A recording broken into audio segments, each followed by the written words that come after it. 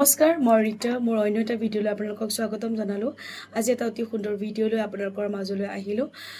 কিদৰে আমি কি প্ৰচেষ্টা কৰিলে নিজৰ যিটো আপোনালোকৰ কিবা মানসিক চিন্তা, over thinking, depression, negativity, anxiety এনেধৰণৰ সমস্যাত যদি ভুগি আছে, আপোনালোকে নিজৰ প্ৰচেষ্টাত কেনেকৈ ওলাই আহিবলৈ সক্ষম হ'ব। যদি আমাৰ মানসিক স্থিতিটো ভাল নহয়, তেনেহ'লে আমাৰ মেণ্টেল হেল্থটো যদি ভাল নহয়, আমাৰ ফিজিকেল হেল্থৰ ওপৰতো তাৰ প্ৰভাৱ দেখিবলৈ পোৱা যায়।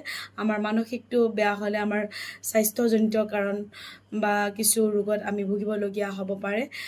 সত্য সেইটো। আমি কি কৰিনো আমাৰ মেণ্টেল হেল্থটো আমি ঠিক কৰি ৰাখিব পাৰোঁ, বা যিয়ে হৈ নাযাওক লাইফত, যি দুখেই পাবলগীয়া নহওক বা যি দুখেই পাই আছে, আপোনালোকে কেনেকৈ ওলাব। আপোনালোকে জানে এক্সেছ বাৰ্ছৰ থেৰাপিৰ মাধ্যমেৰেও আমি তেনেধৰণৰ সমস্যাৰ পৰা মুক্ত হ'ব পাৰোঁ। যদি আপোনালোকে তেনেকুৱা সুবিধা পোৱা নাই এক্সেছ বাৰ্ছৰ থেৰাপি ল'বলৈ বা ক্লাছ কৰিবলৈ, এই প্ৰক্ৰিয়াটোৰ দ্বাৰাও আপোনালোকে এনেধৰণৰ সমস্যাৰ পৰা ওলাই আহিবলৈ সক্ষম হ'ব। ভিডিঅ'ৰ মাধ্যমেৰে আপোনালোকে গম পাব।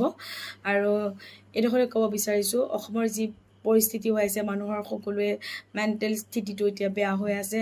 আমি সকলোৱে লগ লাগি ভগৱানৰ ওচৰত প্ৰাৰ্থনা কৰিব লাগে যাতে অতি সোনকালে পৰিস্থিতি ভাল হওক। আৰু সকলো অসমবাসীলৈ মানে কি মই এটা গ্ৰেটিটিউড, সকলোৱে মানুহৰ কাৰণে যি সহায়ৰ হাত আগবঢ়াইছে। মই নিজে যাব নোৱাৰিলেও ময়ো NGOৰ মাধ্যমেৰে আৰ্থিক সাহাৰ্য যি পাৰোঁ আগবঢ়াইছোঁ। আৰু সকলো মানুহে অসমৰ মানুহে উঠি পৰি লাগিছে সহায় কৰিবৰ কাৰণে, সহায়ৰ হাত আগবঢ়াইছে। সকলো মানুহ মানৱ দৰদী হৈ পৰিছে, তাক দেখি ভাল লাগিছে। এনেকুৱা হ'লে আমাৰ পৃথিৱীখন স্বৰ্গ হৈ পৰিব। মানুহে মানুহৰ ভাৱে যদি এনেকৈ চিন্তা কৰিবলৈ লয়, অনাগত দিনত তেওঁলোকৰ ভাঙি যোৱা যিবিলাক ঘৰ, সেইবিলাকো সকলোৱে সাহাৰ্য দান বৰঙণিৰে যাতে গঢ় লৈ উঠক, তাৰে কামনা কৰিলোঁ। এইদৰে অনাগত দিনতো তেওঁলোকক সকলোৱে ছাপোৰ্ট কৰক, সহায় কৰক যিমান পাৰে সাধ্য অনুসৰি। ভাল লাগিছে। মোৰ পৰা আন্তৰিক গ্ৰেটিটিউডসমূহ অসমবাসীলৈ মই জনালোঁ। বহুত বহুত ধন্যবাদ। মই সদায় তেওঁলোকৰ ওচৰত গ্ৰেটফুল। ব'লক ভিডিঅ'ৰ মাজলৈ যাওঁ।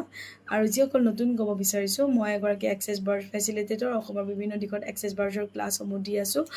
আৰু আপোনালোকে যদি first class, second class, third class কৰিব বিচাৰে, যোগাযোগ কৰিলে মোক পাব। লগতে টেৰ' কাৰ্ড ৰিডাৰ, মানুহৰ সমস্যাসমূহ কিয় হৈ আছে তাৰ সমাধানৰ পথ দেখাবলৈ সক্ষম হৈছোঁ।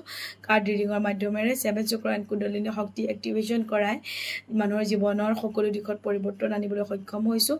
লগতে এঞ্জেল হিলাৰ, এঞ্জেলৰ পৰা কেনেকৈ আমি সৰু ডাঙৰ সহায় ল'ব পাৰোঁ, এঞ্জেলৰ প্ৰশিক্ষণত শিকোৱা হয়। এঞ্জেল ক্লাছটো ল'লে যি কৰিয়ে নহওক মুঠত সুন্দৰ এটা জীৱন যাপন কৰিব পাৰে, তাৰ মানসেৰে মই ৰীতা। আৰু মানুহে ইচ্ছা কৰিলে সকলো মডেলিটিৰ লগত জড়িত হৈ পৰিব পাৰে। যিসকল নতুন তেওঁলোকক কৈছোঁ, প্লিজ মোৰ চেনেলটো ছাবস্ক্ৰাইব কৰি ল'বলৈ নাপাহৰিব। লগতে লাইক, কমেণ্ট আৰু শ্বেয়াৰ কৰিবলৈ নাপাহৰিব। আপোনালোকৰ মৰম সদায় দি যাব। ব'লক আমি কি কৰি আমাৰ যিটো মেণ্টেল স্থিতি আমি কণ্ট্ৰলত আনিব পাৰোঁ। আৰু আমি যদি আজি আপোনালোকে জানে মই মোৰ ভিডিঅ'ৰ মাধ্যমেৰে বিভিন্ন হস্ত মুদ্ৰা আপোনালোকলৈ আগবঢ়াই আহিছোঁ। সকলো লোক উপকৃত হোৱা বুলি জনাইছে ব্যৱহাৰ কৰি। আজি অন্য এটা মুদ্ৰা আনিছোঁ, বিষ্ণু মুদ্ৰা। আৰু বিষ্ণু মুদ্ৰাৰ দ্বাৰা আমি কি কি বেনিফিট আমি লাইফত পাব পাৰোঁ তাৰ বিষয়ে প্ৰথমতে আলোচনা কৰিম, তাৰপিছত মুদ্ৰাটো কেনেকৈ কৰিব লাগে শ্বেয়াৰ কৰিম। বিষ্ণু মুদ্ৰা যদি আমি কৰিবলৈ আৰম্ভ কৰোঁ, লাইফত হৈ থকা অভাৰ থিংকিং, ডিপ্ৰেশ্যন, যিটো এনজাইটি, ঠিক আছে, আমাৰ টোপনি অহা নাই মানসিক চিন্তাৰ কাৰণে, মানসিক চিন্তাসমূহ দূৰ হ'ব। আৰু এটা আপোনালোকৰ সুন্দৰ জীৱন যাপন কৰিবলৈ আপোনালোকে সুবিধা পাব। মানসিক চিন্তাবিলাক দূৰ হ'লে শাৰীৰিক ৰোগবিলাকো নোহোৱা হ'ব মানুহৰ।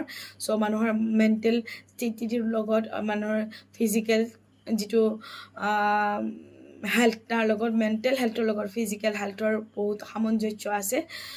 আপোনালোকে এই মুদ্ৰাটো কৰাৰ পিছত যদি আপোনালোকৰ ল' BP বা হাই BP আছে, আপোনালোকৰ কণ্ট্ৰলত আহিব। লগতে আৰু বেনিফিট আছে, আমাৰ মূলাধাৰ চক্ৰ এক্টিভেশ্যনত সহায় কৰিব এই মুদ্ৰাটোৱে। মূলাধাৰ চক্ৰটোৱে আমাৰ আৰ্থিক আৰু হেল্থ এই দুটা মেইনটেইন কৰি ৰাখে। স্বাস্থ্য আৰু টকা পইচাৰ দিশটো মেইনটেইন কৰে মূলাধাৰ চক্ৰই সেইটো বেনিফিট আপোনালোকে পাবলৈ আৰম্ভ কৰিব চেক্ৰেল চক্ৰই আমাৰ তলপেটৰ বিভিন্ন সমস্যা লগতে আমাৰ ৰিলেশ্যনশ্বিপৰ সমস্যাসমূহ দূৰ কৰি মানুহৰ লগত সুন্দৰ সম্বন্ধ গঢ়াত সহায় কৰে মণিপুৰ চক্ৰৰ ওপৰতো এই মুদ্ৰাটোৱে মানে কি সুন্দৰ প্ৰভাৱ পেলাব আপোনালোকৰ মানে কি মানি প্ৰস্পেৰিটি এবাণ্ডেঞ্চৰ ৰাস্তা খোল খাব টকা পইচা অহাৰ বিভিন্ন ৰাস্তা খোল খাব আৰ্থিক স্থিতিটো সুন্দৰ হ'ব সো এই মুদ্ৰাটো কৰি চাবচোন আৰু লগতে আমাৰ বডি মাইণ্ড সোল আমাৰ এই তিনিটাৰ সম্পৰ্ক সুদৃঢ় হৈ পৰিব আৰু বডি মাইণ্ড সোল আমাৰ শৰীৰ মন আৰু আত্মাৰ যদি সম্পৰ্ক সুদৃঢ় হয় এটা সুন্দৰ জীৱন যাপন কৰাৰ আমি অধিকাৰী হৈ পৰোঁ সো বলক কেনেকৈ আমি বিষ্ণু মুদ্ৰাটো কৰিম সো বিষ্ণু মুদ্ৰাটো কৰিবলৈ আপোনালোকৰ বুঢ়া আঙুলিৰ কাষৰ এই আঙুলি দুটা এনেকৈ জপাই দিলেই নৰ্মেলি বিষ্ণু মুদ্ৰা হৈ গ'ল ঠিক আছে সো এনেকৈ বিষ্ণু মুদ্ৰা কৰিব বিষ্ণু মুদ্ৰাটো 3 প্ৰকাৰ কৰিব পাৰে আৰু নম্বৰ 2 টো আপোনালোকে এই দুটা আঙুলি এইপিনে এই দুটা আঙুলি বন্ধ কৰি এই তিনিটা জইন লগাই দিব এইটো এটা বিষ্ণু মুদ্ৰা হ'ল পাৱাৰফুল হয় ঠিক আছে আৰু এটা জাষ্ট লাইটলি এনেকৈ কৰিলেও বিষ্ণু মুদ্ৰা হয় আপোনালোকে যোনটো ভাল পায় সেইটোৱে কৰিব ঠিক আছে 1 নম্বৰ এইটো দিলে এইকেইটা এনেকৈ থ'লে বিষ্ণু মুদ্ৰা ঠিক আছে নাম্বাৰ 2 এনেকৈ দি এই তিনিটা জইন লগাই দিলে নাম্বাৰ 3 আপোনালোকে এনেকৈ দিলে সো বিষ্ণু মুদ্ৰা কৰা আৰম্ভ কৰিলে আপোনালোকে যিখিনি কৈছোঁ সেইখিনি উপকাৰিতা আপোনালোকে লাইফত পাব ফল পাব আৰু বিষ্ণু মুদ্ৰা কৰি পেলাই আপোনালোকে কি কৰিব ৰাতিপুৱা প্ৰাণায়াম কৰে অনুলোম বিলোম এইপিনেতো বিষ্ণু মুদ্ৰা ধৰি থাকিব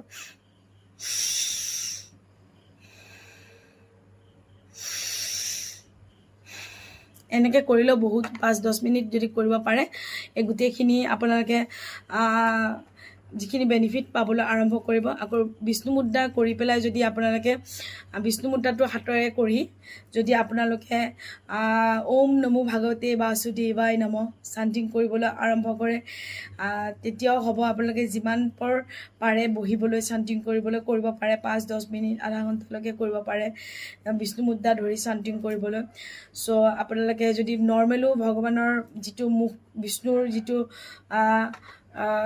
প্ৰতিচ্ছবি আপোনাৰ মনলৈ আনি পেলাই যদি আপোনালোকে বিষ্ণুকে কল্পনা কৰি বহি থাকে আপোনাৰ তেতিয়াও হ'ব আৰু লগতে আপোনালোকে যদি ভাবে যে ৰাতিপুৱাই দিনটোলৈ হ'বলগীয়া কিছুমান যদি বাধা বিঘিনি আহিবলগীয়া বা অপায় মংগলবিলাক ৰাতিপুৱাই আমি নাইকিয়া কৰোঁ নাশ কৰি দিওঁ আৰু দিনটো সুন্দৰভাৱে আমি চলি যাব পাৰোঁ যাতে সো বিষ্ণু মুদ্ৰাটো আপোনালোকে কৰি পেলাই এনেকৈ বহি পেলাই আপোনালোকে আৰু এভাগ মন্ত্ৰ মাতিব পাৰে কৃষ্ণায় বাসুদেৱায় হৰে পৰমাত্মনে প্ৰাতঃ ক্লেশনাশায় গোবিন্দায় নমো নমঃ কৃষ্ণায় বাসুদেৱায় হৰে পৰমাত্মনে প্ৰাতঃ ক্লেশনাশায় গোবিন্দায় নমো নমঃ কৃষ্ণায় বাসুদেৱায় হৰে পৰমাত্মনে প্ৰাতঃ ক্লেশনাশায় গোবিন্দায় নমো নমঃ প্ৰাতঃ মানে মৰ্ণিঙতে ৰাতিপুৱাতে গোটেই দিনটোৰ ক্লেশ মানে অপায় অমংগলবিলাক নাশ হওক সো মন্ত্ৰৰ মাজেৰে যদি আমি মাতোঁ এই ভাগ মন্ত্ৰ যদি চান্টিং কৰিবলৈ আৰম্ভ কৰোঁ উইথ বিষ্ণু মুদ্ৰা তেনেহ'লে দিনটোলৈ যদি আহিবলগীয়াও আছিল অপায় মংগলবিলাক দূৰ হ'ব আৰু সহজে দিনবিলাক অতিবাহিত কৰিব পাৰিব আৰু লগতে কৈ দিছোঁ যিখিনি বেনিফিট আছে গোটেইখিনি আপোনালোকে পাবলৈ সক্ষম হ'ব সো আপোনালোকে বিষ্ণু মুদ্ৰাটো ট্ৰাই কৰিব আৰু এটা সুন্দৰ জীৱন যাপন কৰিবলৈ প্ৰথমতে আপোনালোকৰ মেণ্টেল স্থিতিটো ভাল হ'ব লাগিব তাৰপিছত আপোনালোকৰ ফিজিকেল হেল্থটো ভাল হ'ব লগতে গোটেইখিনি বেনিফিট আপোনালোকে দেখিবলৈ সক্ষম হ'ব সো ইমান আপোনালোকে মোক ইমান ধুনীয়াকৈ শুনি থকাৰ বাবে আপোনালোকক অন্তৰৰ পৰা গ্ৰেটিটিউড যাচিলোঁ বহুত বহুত ধন্যবাদ thank you God bless you love you all bye by